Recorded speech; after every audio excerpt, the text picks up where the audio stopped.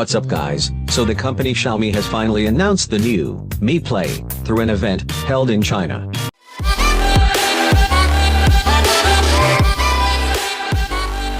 The phone's packaging is quite simple, with a word Play printed on the front. This phone is the beginning of the new Play series by the company. Flipping the package, you will find some more details about the device. The phone is not much powerful, but yes, it is less expensive. So here it is mentioned that it comes with up to 4 GB of RAM and 64 GB of storage. It has 3 color variants: Twilight Gold, Fantasy Blue, and Black. The pricing detail is not here, and it will be provided in description. Opening up the package, first you will find a leaflet containing some documentations. The leaflet has been designed very well, similar to the package. Checking inside, you will get some basic stuffs, like a quick start guide and a SIM ejector tool. You will also get a transparent case over here, which is flexible. So there's nothing new here.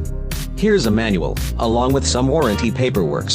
So this is only for consumers of China, and it is basically a SIM card. This will benefit you by providing 10 GB of free high-speed data for 12 months, and for absolutely free.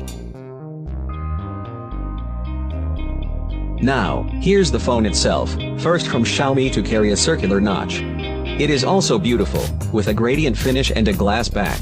The phone looks much different from other devices by the company. This is a Gorilla Glass protection, so it may protect the phone from minor scratches. The Mi Play has a pretty compact design, having a 5.84-inch screen. The phone looks attractive, with that small notch on the top. Now moving to other accessories. The phone comes with a Type-C cable, which is nice to see. And here's a power adapter, having support of 10 watts charging. Can be set a fast charger, for budget phones. So this is all we get here. Let's move further to the phone. The Mi Play has a 5.84 inches massive screen, with a water drop notch on the top. The display is vibrant, with full HD plus resolution of 1080 into 2280 pixels. It has pretty good viewing angle, thanks to a better aspect ratio. In addition, it has 1500 by 1 contrast ratio, and a pixel density of 432 ppi. The display has pretty good response, with an eye protection mode. It is the first phone by the company that comes with this type of drop notch. Apart from this, there's also a big chin at the bottom, which doesn't look great at all. The circular notch comes with an 8-megapixel selfie shooter, supporting facial recognition. There's also an earpiece, just over the top of the notch. The build of the phone looks promising, and here's 3.5mm headphone jack. The frame of the phone is also blue, and it is eye-catching. The Mi Play has a beautiful, and a gradient-looking finish. The design of this phone is much better than other budget phones by the company, thanks to shiny glass back, over a dull metal back. The phone shows different variations, under different lighting conditions. This phone shows that the company starts focusing on the design. Anyways, there's a vertically arranged dual camera sensors here, together with a fingerprint sensor on the center. The Mi logo is at the bottom, and overall, the phone looks astonishing. What are your opinions about its design? Do let me know in comments below. However, even with Gorilla Glass, I could notice some scratches at the back. So a case would be a perfect solution for it. The phone resembles a lot to the design of Lenovo Z5S, launched few days ago.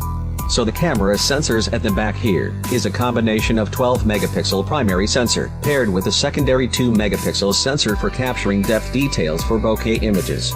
The sensors are supported with HDR, EIS, and a bunch of AI features. Now, let's have a look to the camera samples, taken from this phone.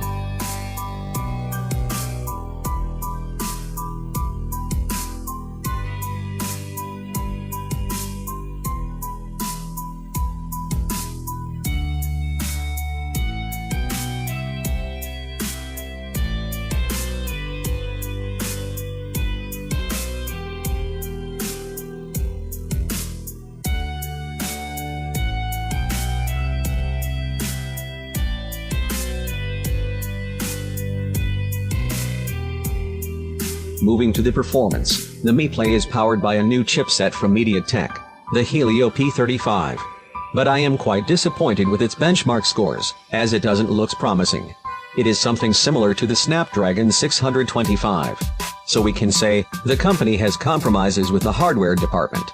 However, it has a feature called CPU and GPU turbo technology, so you didn't face problem during gaming. So let's check how it handles the game. So if you love playing games like PUBG, then it is suitable budget phone for it. Even at high graphics, there's not much noticeable frame drops or lags. But you can't able to play games for a long time in this phone, as it has only 3000 mAh battery. For sure, it is not much attractive and powerful. But yes, it is inexpensive too. So you can trust this phone, which carries a price tag of only $160. What are your opinions about this device? Do let us know in comments section. Thanks for watching, hope you liked the video. Make sure to subscribe our channel, and as always, keep watching and keep smiling.